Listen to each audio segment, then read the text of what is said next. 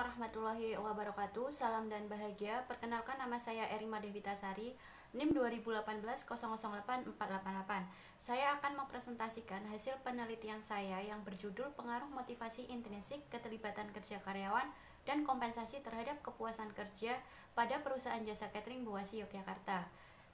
Sebelum melanjutkan presentasi, izinkan saya mengucapkan terima kasih kepada dosen pembimbing 1 Ibu DRA Prayekti MSI dan dosen pembimbing 2 Bapak Ignatius Soni Kurniawan SEMSC serta Bapak Ibu dosen penguji.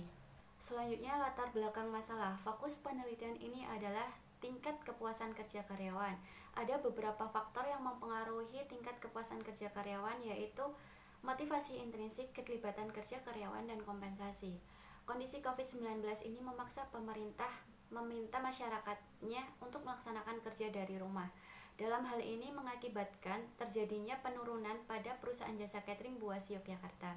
Sebagai dampaknya terjadi masalah faktor penurunan keterlibatan kerja karyawan. Menurunnya keterlibatan kerja karyawan mengakibatkan terjadinya penurunan kepuasan kerja karyawan. Sebagai dampak lainnya yaitu terjadi masalah faktor kompensasi yang menurun. Menurunnya kompensasi ini diduga mempengaruhi tingkat kepuasan kerja.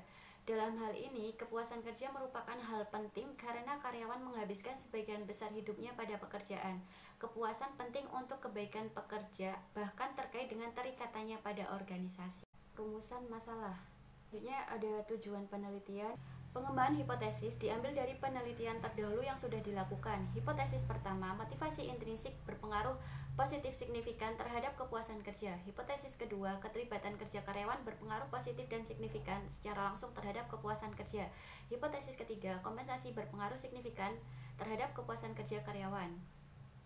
Berikut kerangka berpikir pada penelitian ini. Selanjutnya, metode penelitian. Metode menggunakan metode kuantitatif. Populasi yang digunakan seluruh karyawan Buasi Catering Yogyakarta. Sampel, teknik pengambilan sampel menggunakan simple accidental sampling dengan jumlah 110 karyawan. Sumber data adalah data primer dan metode pengumpulan data menggunakan kuesioner. Pada uji validitas, sebuah variabel dikatakan valid dikarenakan setiap butir pertanyaan mempunyai nilai T hitungnya lebih besar dari T tabel. Pada uji reliabilitas, sebuah variabel dikatakan reliable dikarenakan nilai Cronbach's alpha-nya lebih besar dari 0,6, maka nilai tersebut dapat dikatakan layak untuk dijadikan data. Selanjutnya, uji asumsi klasik. Uji normalitas. Pada hasil uji normalitas, setiap variabel independen mempunyai nilai signifikan lebih besar dari 0,05. Pada uji multikolonialitas, variabel independen mempunyai nilai toleransi lebih besar dari 0,10. Sedangkan nilai VIF kurang dari 10 dapat disimpulkan tidak terjadi multikolonialitas. Uji heteroskedastisitas. Setiap variabel independen mempunyai nilai signifikansi lebih besar dari 0,05, maka dapat disimpulkan tidak terjadi heteroskedastisitas. Pada hasil analisis linear berganda, hipotesis pertama, variabel motivasi intrinsik mempunyai nilai signifikansi lebih kecil dari 0,05, maka hipotesis pertama diterima. Hipotesis kedua, variabel keterlibatan kerja karyawan mempunyai nilai signifikansi lebih besar dari 0,05, maka hipotesis kedua ditolak. Hipotesis ketiga, variabel kompensasi mempunyai nilai signifikansi lebih kecil dari 0,05, maka hipotesis ketiga diterima. Selanjutnya, hasil uji F. Jadi dikatakan berpengaruh secara simultan apabila nilai signifikan lebih kecil dari 0,05. Selanjutnya, koefisien determinasi. Dari koefisien determinasi, hasil analisis koefisien determinasi variabel independen terhadap variabel dependen memiliki nilai adjust R², 0,300.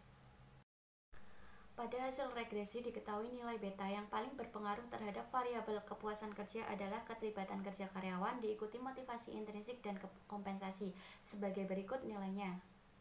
Dan pada hasil pembahasan dan kesimpulan berikut dinyatakan, yaitu hipotesis pertama diterima, hipotesis kedua ditolak, hipotesis ketiga diterima, dan hipotesis keempat diterima.